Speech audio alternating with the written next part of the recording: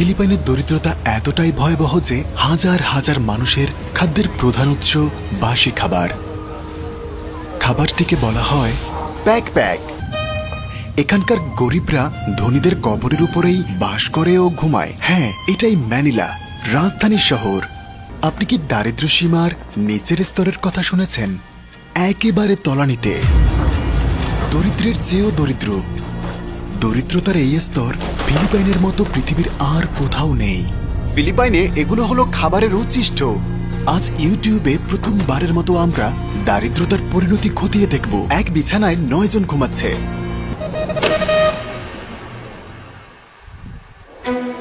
এটা ম্যানিলা, ফিলিপাইনের রাজধানী, পৃথিবীর অন্যতম জনবহুল একটি শহর।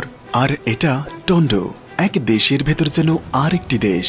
আমরা টন্ডোতে পৌঁছে গেছি। একসময় এই এলাকাটি ম্যানিলার রাজধানী ছিল। এখানে 70,000-এরও বেশি মানুষ বাস করে, প্রতি বর্গমিটারে গড়ে একজন ব্যক্তি। এটি ফিলিপাইনের অন্যতম দারিদ্র এলাকা, হয়তো সারা বিশ্বেও। এখানকার জীবন কেমন?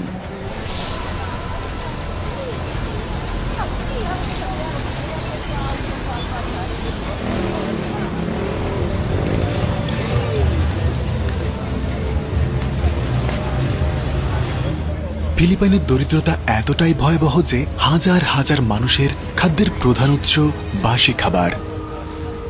খাবারটিকে বলা হয় প্যাক প্যাক। ফিলিপিনো ভাষায় এর অর্থ উচ্ছিষ্ট, যা ম্যাকডোনাল্ডস ও কেএফসি থেকে সংগ্রহ করা হয়। এই বাসি খাবারগুলো কেএফসি থেকে এসেছে।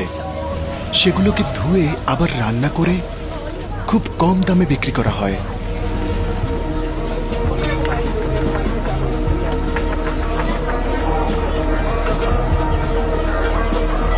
প্যাক প্যাক মানে খাবারের উচ্ছিষ্ট। এগুলো ম্যাকডোনাল্ডস, জলিবি, কেএফসির মতো রেস্টুরেন্ট থেকে আসে। সত্যি তো কাস্টমারদের রেখে যাওয়া মাংসগুলো ওরা আবর্জনা থেকে সংগ্রহ করে ওইখান থেকে। তারপর এটা ওগুলো খাবার? হ্যাঁ, এবং তারপর তারা সেগুলো পরিষ্কার করে, আবার ফ্রাই করে? হ্যাঁ, এই যে সত্যি এটা আবার ফ্রাই হয়? তারা প্রথমে ধুয়ে নেয়, তারপর 2-3 বার ধোয়ার পর ওরা ওভাবেই রান্না করে।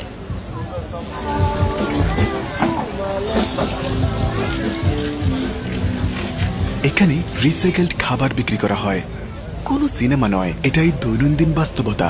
ভাই, এটা কি কেউ খাবে? হ্যাঁ, পরিবার প্রতি 30 পেসো। এটা $1-এরও কম। আচ্ছা, কতজন লোক এটা খায়? এখানকার প্রায় সবাই। 1000 হবে? হ্যাঁ কেন ভাই, ওরা কি এতই গরিব? হ্যাঁ, খাবারের দাম অনেক বেশি। তারা আবর্জনা থেকে আয় করছে? হ্যাঁ, তারা আবর্জনা থেকে আয় করে, আর তাদের বাইরের খাবার কোনো সামর্থ্য নেই। আসলে একদল লোক আছে যারা উচ্ছিষ্টগুলো সংগ্রহ করে, তারপর তারা সেগুলো তাদের কাছেই এখন বিক্রি করে। রেস্তোরাঁর দরজার বাইরে প্রতি রাতেই আপনি তাদের খুঁজে পাবেন, যারা উচ্ছিষ্ট সংগ্রহ করে টন্ডোতে আবারও বিক্রি করে।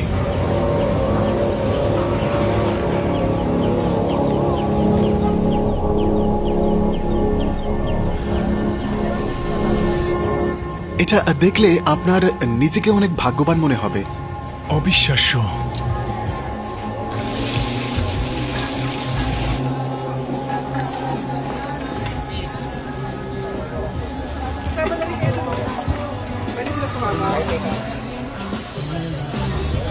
ভিড়টা দেখতে পাচ্ছেন?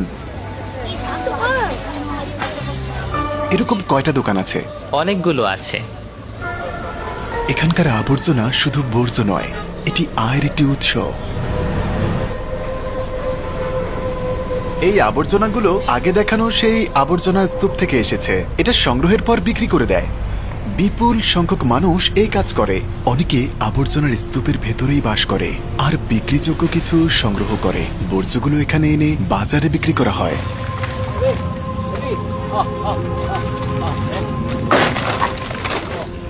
অনেকে আবর্জনা বিক্রি করেই বেঁচে আছে।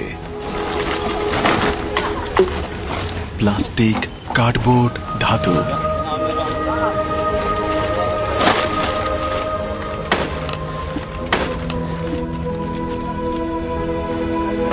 তারা এখানে আবর্জনা বাছাই করে, তারপর বিক্রি করে।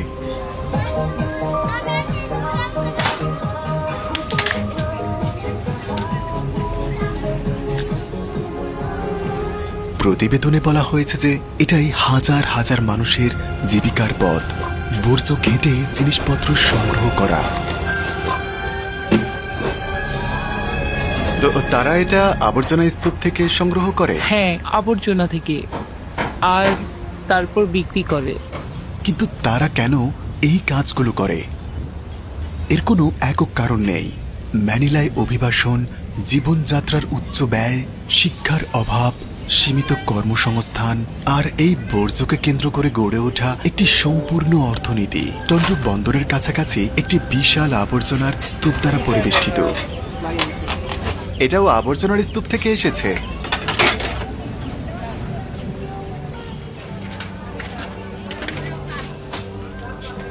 এখানে 9 জন লোক ঘুমায়। কিভাবে?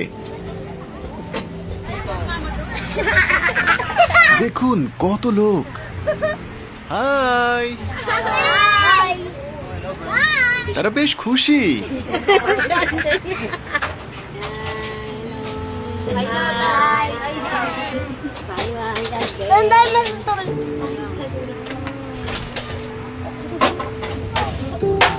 উপরের তলায় আরো 9 জন লোক থাকে। এই কাঠের বারান্দা যে কোনো সময় ভেঙে পড়তে পারে। I wash my trays. I'm very busy. Come here in the top Divisoria because I business. এই শহরটি এশিয়ার অন্য যে কোনো শহরের চেয়ে দ্রুত গতিতে বৃদ্ধি পাচ্ছে।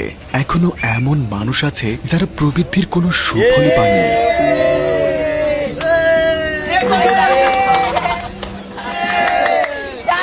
সারা বিশ্বের দাতব্য সংস্থাগুলো এখানে সাহায্য করার চেষ্টা করছে। আমরা মাত্র ওগুলোর একটাতে এসেছি। ভিড় দেখেছেন? স্যার দুঃখিত। না না না না না, ভিডিও করা যাবে না, দুঃখিত। এখানকার গরিবরা ধনীদের কবরের উপরেই বাস করে ও ঘুমায়। হ্যাঁ, এটাই ম্যানিলা, রাজধানী শহর। ম্যানিলার উত্তর কবরস্থানে হাজার হাজার মানুষ মৃতদের মধ্যে বাস করে।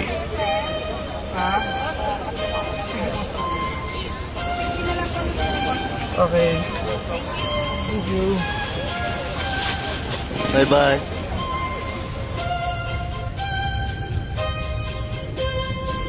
কেউ কেউ সমাধির ভেতর ঘুমায়, আবার কেউ কবরের উপরেই ঘর বানায়। এমন না যে তারা মৃতদের ভয় পায় না, বরং কবরস্থানের বাইরের জীবনযাত্রা তাদের সাধ্যের বাইরে।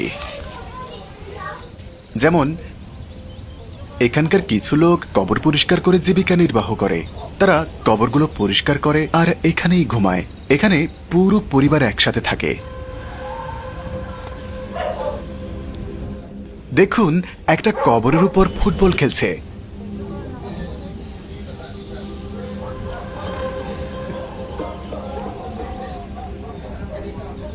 অবিশ্বাস্য।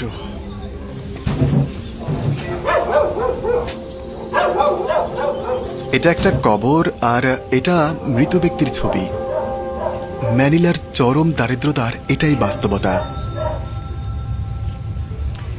আর এখান থেকেই অপরাধের সূত্রপাত শুরু। চরম দরিদ্রতা অপরাধ আর কারাবাসের দিকে ঠেলে দিতে পারে।